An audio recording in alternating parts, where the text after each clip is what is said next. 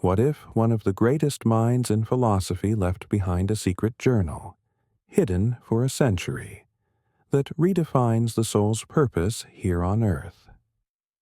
Immanuel Kant, known for his rigorous reason and ethics, may have privately wrestled with questions no one expected.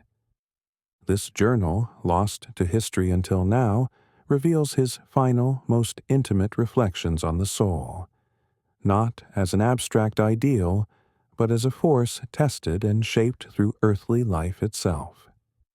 Today, we uncover Kant's hidden words, challenging everything we thought we knew about existence, morality, and the human spirit. Prepare to rethink the soul's role, not as a distant mystery, but as an active participant in the trials and triumphs of this world. Most people know Immanuel Kant as the pillar of Enlightenment thinking, a man of clockwork routines, moral rigor, and cold reason. He famously argued that we can never know things in themselves, only how they appear to us. In short, that reality, as we perceive it, is filtered through our senses and shaped by the structure of our minds. His system gave birth to modern philosophy and kept the soul safely behind a wall of logic. But that was the public Kant. Privately, something shifted in his final years. After decades of strict adherence to reason, as his health declined and his writing slowed, new pages began to emerge. Not in his published works, but in a personal journal tucked away and sealed by scholars after his death. These notes were written after his final major work and rarely cited by those who claimed to carry his legacy. In fact, they were long assumed lost, until fragments surfaced in the 1920s. This wasn't the Kant of the lectures and critiques. These writings were raw, conflicted, unfiltered. They didn't dismantle his previous work, but they added a dimension he never allowed into public view, a spiritual undercurrent, threaded quietly beneath his rationalist system. He begins these pages with a reflection not on knowledge or ethics, but on the experience of being. He wonders if perhaps all knowledge begins in limitation, but ends in something else, transcendence. He writes of the hidden architecture behind the moral law and whether the conscience itself might be evidence of an intelligence that predates the body. It's a striking shift, not in tone, but in what he allows himself to ask.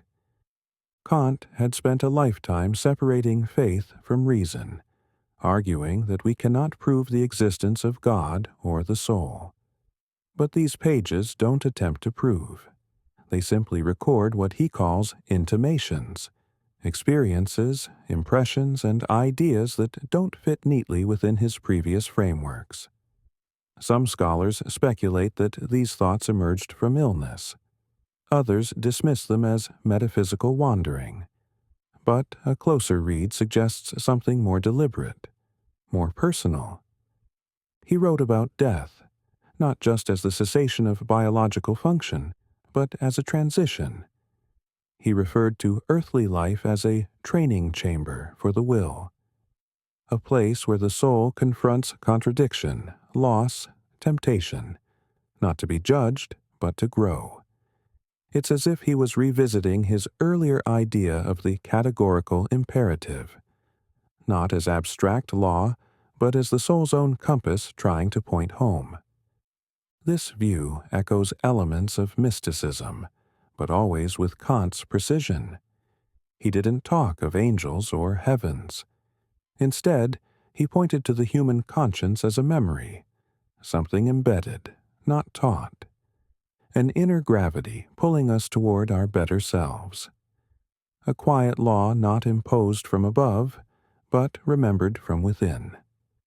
By the time these pages were discovered, philosophy had moved on. Logical positivism and behaviorism were in vogue. The idea of the soul was considered outdated, even dangerous.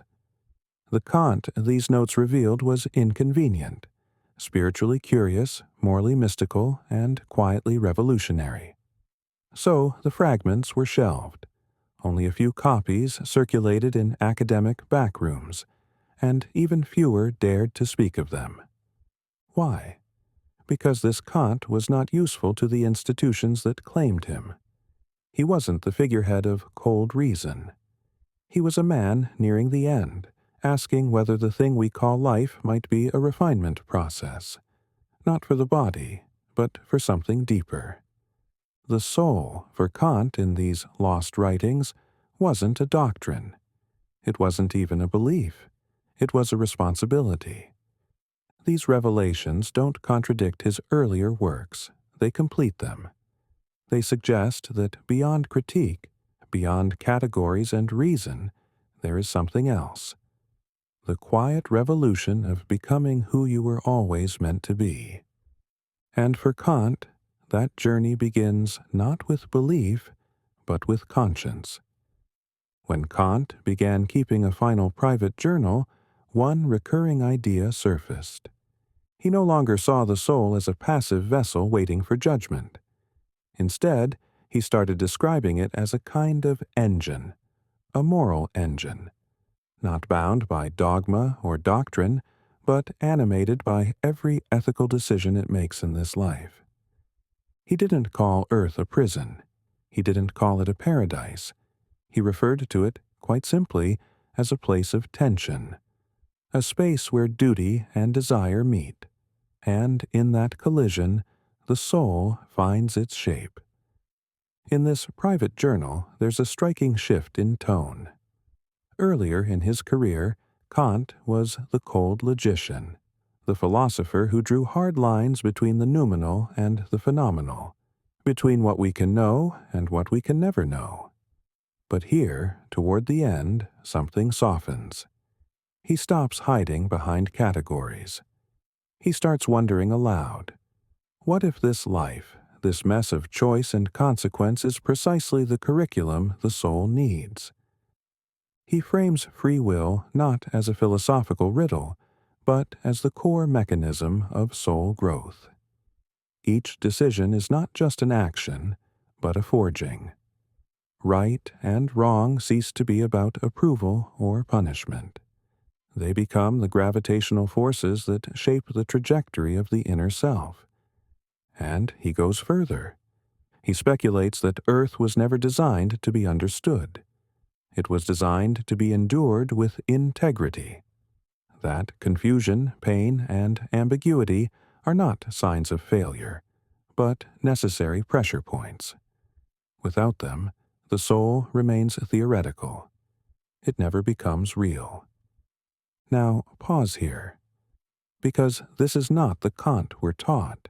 This is not the dry lecturer of Königsberg who never left his hometown and lived by the clock.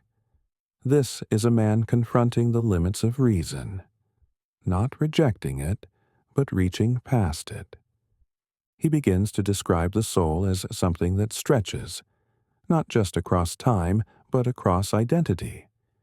He doesn't outright endorse reincarnation, but he flirts with the idea that the soul continues, a kind of unfolding, not necessarily in memory, but in moral continuity. It's worth noting that he never shared these reflections publicly. In the intellectual climate of late 18th century Europe, to suggest that the soul grows through embodied experience, or that life is a proving ground for self-transcendence, would have been dismissed as mystical drivel. Kant had spent a lifetime building his reputation on rigorous thought. But in these pages, he dares to be human. One entry describes the soul's journey like a flame, not one that burns things down, but one that illuminates only what it has touched. In other words, we don't carry knowledge or accolades with us. We carry the impressions of how we chose to live, how we faced hardship, how we exercised mercy, how we resisted corruption. He speculates that perhaps judgment is not something imposed from above. Perhaps it's something internal. the soul reviewing itself in silence. This idea isn't random. It aligns with fragments from earlier traditions, Stoicism, certain strands of Neoplatonism, even early Christian mysticism. The notion that the soul is both actor and audience, that heaven and hell aren't destinations, but conditions the soul generates based on how closely it lives in alignment with truth. But for Kant, this wasn't metaphorical poetry. He saw it as ethical architecture. Earth, in this view, is not a place of reward or punishment. It is a place of formation. What we face, loss, temptation, responsibility, is not arbitrary. It's formative tension, a refining fire. And yet, this version of Kant was deliberately forgotten, sanitized by later scholars. The notes were kept in family hands, referenced vaguely in footnotes but never fully translated, never widely circulated. Why? Because it's easier to teach Kant as a monument than as a man. Easier to place him in the pantheon of rationalists than to confront the fact that, at the very end, he wondered if reason alone was enough. And if you really follow the thread he leaves in these journals, a new question begins to form. Not just about the soul, but about the purpose of philosophy itself. Is it merely to organize thought, or is it to guide the traveler? And if Kant saw the soul not as a passive spark, but as an engine for ethical becoming, what does that mean for how we live? Are we here to understand life, or to shape ourselves through it? And yet, that was only the beginning. What follows reveals a deeper layer of Kant's mind most never knew existed. If the soul is a moral engine, then what is the terrain it drives through? In a section of his hidden journal, written in faint ink and never prepared for publication, Kant begins to reframe the entire idea of the physical world, not as an objective reality to conquer, but as a spiritual obstacle course. He no longer writes like a philosopher issuing declarations. He writes like a man peeling away layers of illusion. The world, he suggests, is not the end point. It's not even the whole picture. It is a veil, a necessary illusion, a world of appearances, not to deceive, but to instruct. Here, Kant introduces an unsettling but profound idea, that the senses, though imperfect, are not limitations. They are filters. Through them, the soul forgets where it came from. And in that forgetting, life begins. Because only in the dark, he says, can the soul choose light. Only through struggle can it remember itself. He stops referring to suffering as meaningless or accidental. Instead, he begins to see it as structural, like a resistance built into the design of Earth itself. Pain, time, aging, confusion, all necessary distortions, like lenses bending truth so the soul has to work to see clearly. Even matter becomes symbolic. Kant calls it scaffolding, something the soul must climb, fall from, and learn to navigate, not to possess it, but to transcend it. In this way, each experience in physical life is coded, not by some cosmic trickster, but by the laws of perception themselves. What seems random or cruel is actually part of a deeper architecture. Joy and suffering, love and betrayal, clarity and doubt. They all mark different points in what he begins to call a curriculum. A structured test, not of intelligence, but of ethical awakening. Kant's concept of the noumenon, what exists beyond human perception, quietly evolves in these writings. The noumenon, once a cold boundary line between what we can and can't know, becomes something else entirely. A memory the soul carries but forgets on entry. The real home, the deeper field. the place from which the soul came, and to which it hopes to return. And the test? It's not about information. It's not about theological obedience. It's about whether the soul, dropped into a world of distraction, remembers who it is, through choice, through failure, through persistence. Here, Kant moves away from abstraction and into implication. If reality is a veil, then waking up isn't just about knowledge. It's about transformation, and not just individually.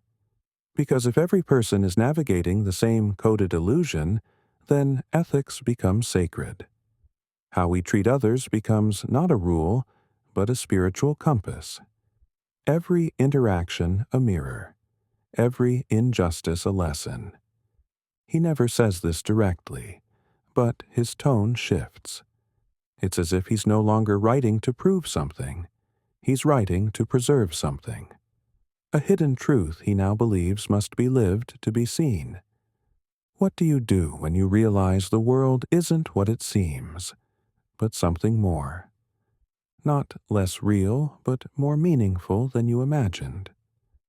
Kant never answered that in words, but in these pages you can feel the tension.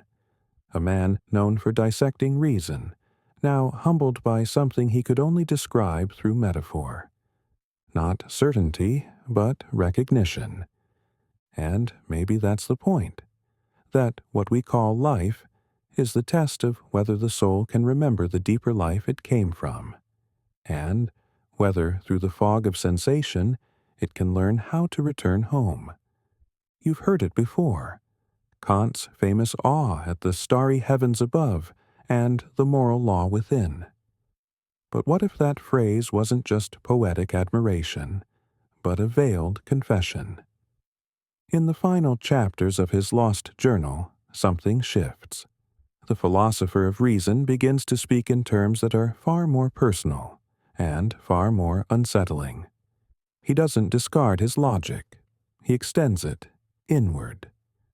Kant begins describing conscience not as a social tool, not even as a learned behavior, but as something older than thought itself. To him, the moral impulse we feel isn't just a construct of culture or conditioning. It's a memory of something we once were, and a place we once came from. He writes of the soul not as a neutral passenger, but as a migrant, sent here not by chance, but for refinement. And like any migrant, it carries fragments of the home it left behind. These fragments aren't language or artifacts. They're ethical instincts, moments of inner clarity that seem to break through the noise of the world. This is where the metaphor appears. The soul as a traveler who has forgotten its destination, but still recognizes the direction. And the compass? Conscience. It's not infallible, it falters, but it persists. And for Kant, that persistence was the evidence. He began to wonder whether the voice inside us, the one that urges us to choose rightly even when it's harder, might be an echo, not of culture or fear of punishment, but of divine origin. He doesn't use the word God in this section. Not directly, but he flirts with it. He circles it. What he does say is that the soul is not reacting to laws imposed from above, but to a resonance that rises from within. A resonance, he writes, that recognizes justice as if it once lived inside it. This is a very different Kant than the one we see in academic textbooks. The public Kant was cautious, almost surgical in his dismissal of mysticism. But this Kant, the one writing in the final winters of his life, begins to sound like someone haunted, not by fear, but by recollection, by a strange familiarity with something he spent decades refusing to name. That's why this portion of the journal never saw the light of day. It didn't contradict his early work, it transcended it. It made too many things inconveniently human. It opened the door to something academia wasn't ready to admit, that even the most rational minds are sometimes drawn toward truths too vast for language. And if conscience is memory, if the moral law within is not instruction but remembrance, then every ethical decision becomes something more than a test. It becomes an act of spiritual recall.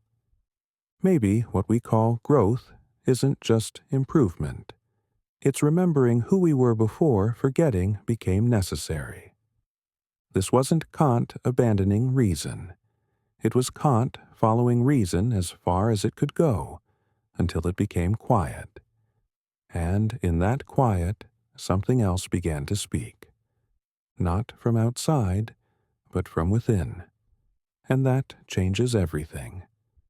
It's one thing for a philosopher to write in private. It's another for that writing to be quietly buried. Kant's journal didn't vanish by accident.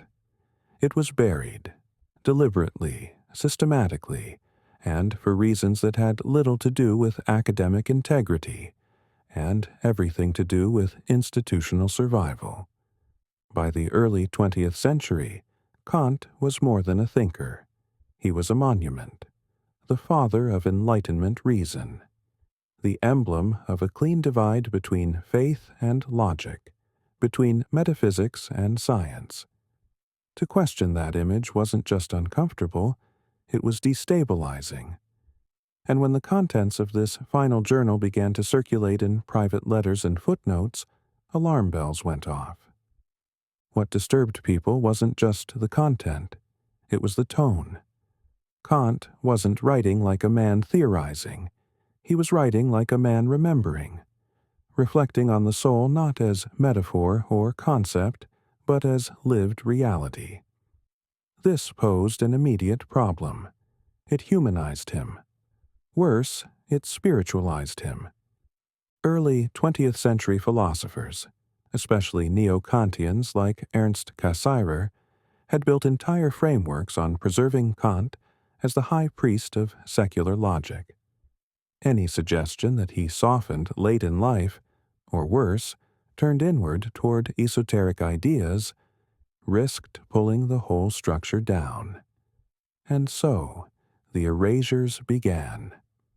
References to the journal were removed from biographical drafts.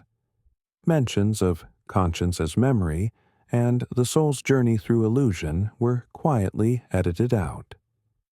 A letter survives in private correspondence where a scholar writes, "This is not the Kant we need." The Kant we needed was a myth, tidy, mathematical, and safely boxed in the Enlightenment pantheon. But the journal tells a different story. It shows a man increasingly haunted by the limitations of his own system, someone who spent a lifetime building a cathedral of reason, only to discover, near the end, that something vast still echoed outside its walls.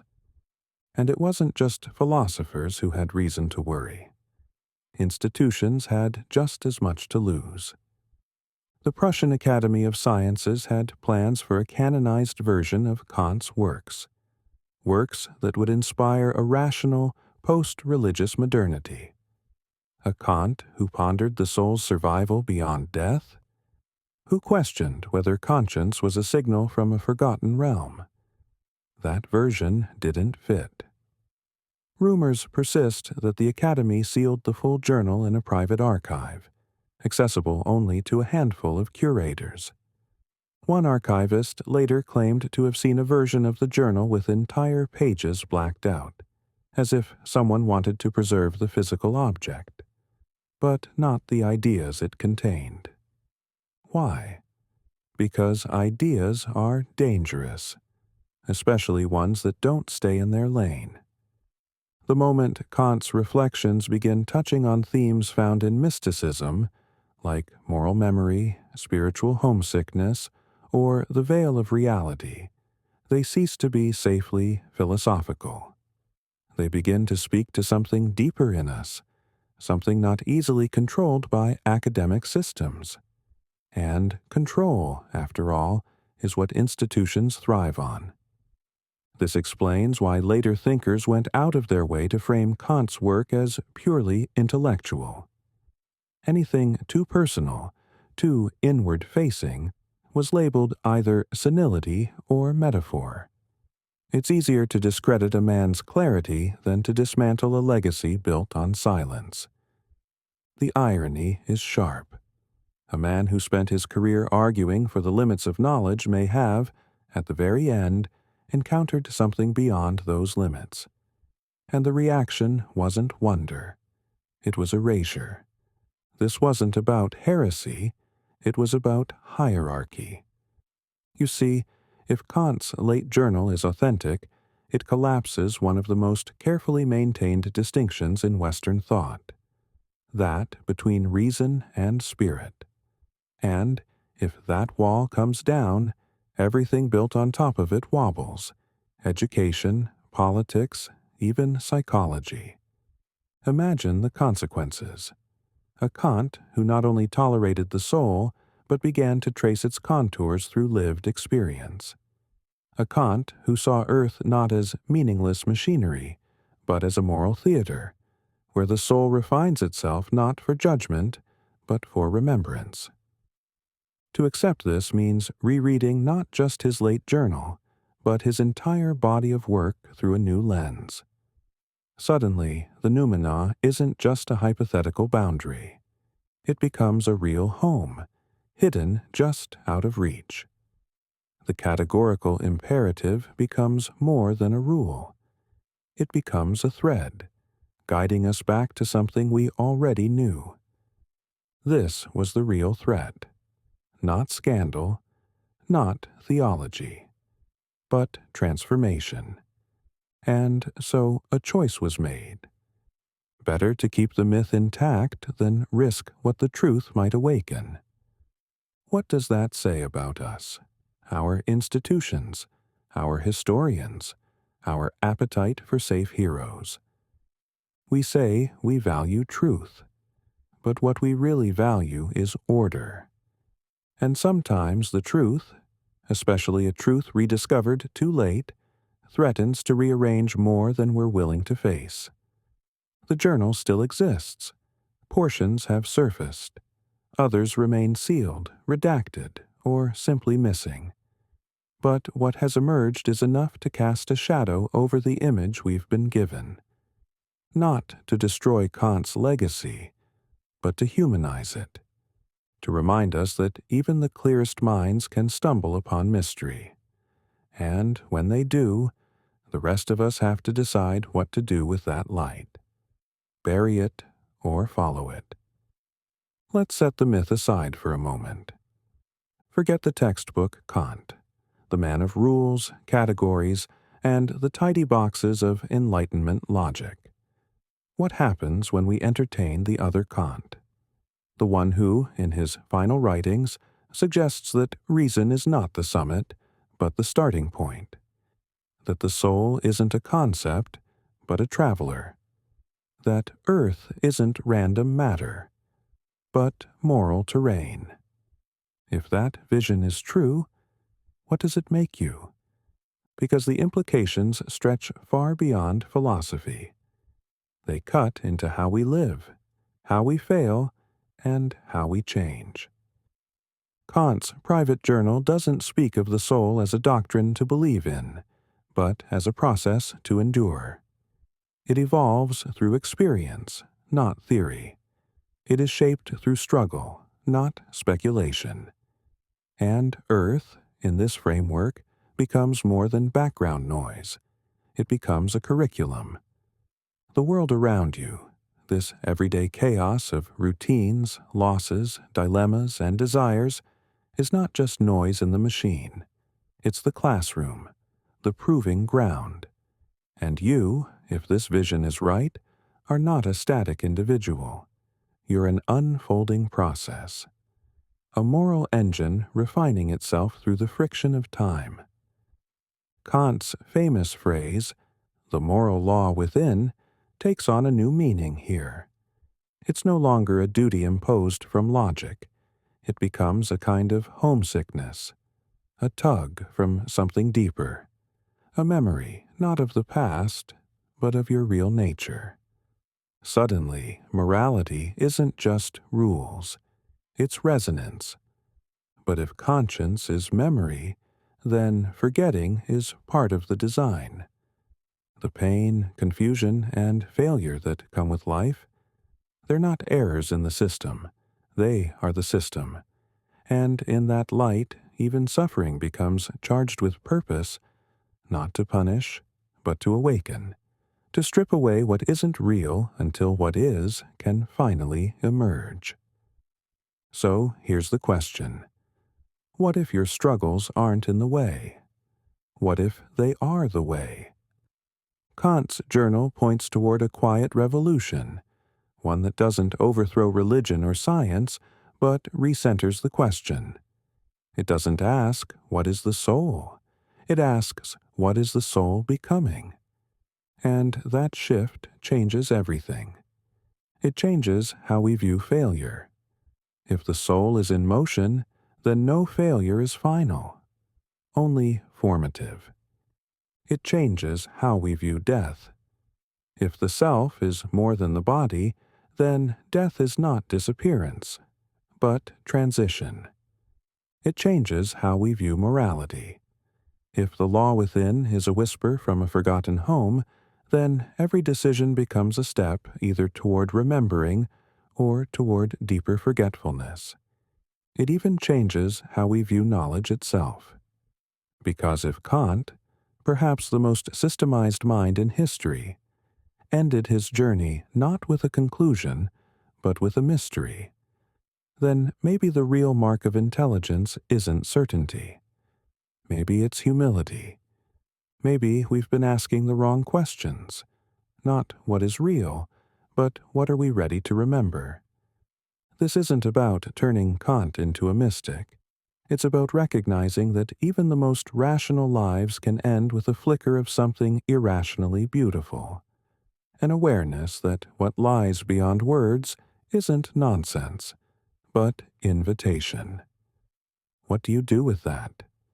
How do you walk through life if every moment of conscience is not just chemical, but sacred? How do you treat others if every soul is on a return path home, whether they know it or not? How do you live, knowing this world might not be the end or the middle, but the rehearsal? That's the uncomfortable beauty of these implications. They demand responsibility, not belief. They don't promise salvation. They call for transformation. They whisper that you're not here by accident, and you won't be here forever. And the question is not what happens next. It is, what are you becoming now? There's one final note, tucked near the end of the recovered journal. Brief, undated, almost overlooked. It describes a set of reflections Kant intended for no audience, not for scholars, not for critics, not even for posterity. It reads more like a private code, a message to himself, a fragment suggesting he had glimpsed something beyond even his own moral law. He referenced a memory he could not place, a sensation not grounded in logic, but in recognition, as if part of him remembered something before reason told him to forget. The rest of the entry? Torn out. Some believe those missing pages held Kant's final synthesis, a map that bridged duty with destiny, ethics with eternity. Others say it was destroyed quietly by those who had the most to lose if he had crossed the line between philosophy and spiritual knowing. But if even Kant, champion of reason, suspected that life on earth was only one movement in a longer symphony, what else might be buried? What else have we called irrational, simply because it made us remember? Maybe the last secret isn't what Kant discovered. Maybe it's what he almost said, and what someone decided we were not yet ready to hear.